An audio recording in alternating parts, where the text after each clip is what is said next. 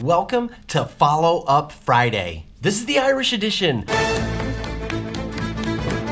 I'm in Dublin. On Follow Up Friday, I get to answer all the questions I didn't get to from audiences all around the world. And this week's question comes from Matthew Teasner.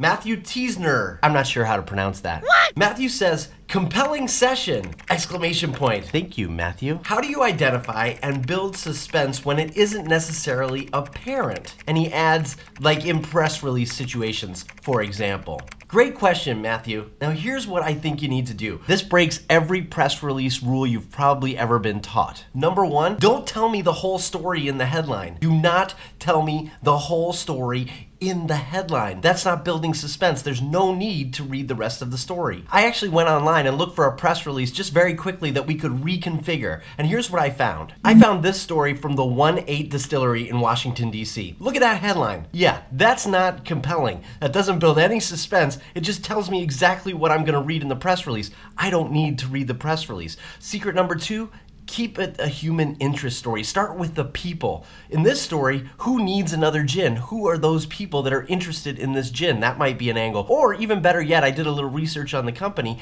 and you might want to think about who are the people behind the gin. That's a good story. If you read a little deeper into this company, it's an amazing story. A lawyer and a biotech engineer founded this distillery. They quit their careers, successful careers as biotech people and lawyers, to start a distillery. That's more interesting. That's a real story. When you start with the people, you create some sugar. You can actually create a climax even very quickly and leave me hanging. That's the key in that second piece. I want you to leave me hanging. The third piece of the story is sandwich in there, in the sugar, you want to put some medicine in. So that's where you get to tell me exactly what's interesting about this story. The press release meet. So they have a new gin coming out, but they started with a vodka and they started with a whiskey. Those can be in the beginning of the story, and that can leave me hanging that they've got a brand new product coming out. That's a good hook. Then at the end, you want to resolve the story. What's actually interesting about these guys is they quit their jobs and they took an internship. You could leave me hanging at that internship. Where did they take the internship?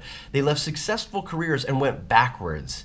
And then you could tell me that they've got a new whiskey coming out, and then you can fill in the gap at the end that they did an internship with Smooth Amber Spirits. And that's where they learned how to make great spirits. So I want you to build suspense by not telling me what they did in the headline, telling me the compelling human interest story at the beginning, leave me at a climax, leave me hanging, then tell me the medicine in the story, what's the event you're promoting or whatever it is, and then finally wrap it up, resolve that climax for me so that I feel like I got something out of it.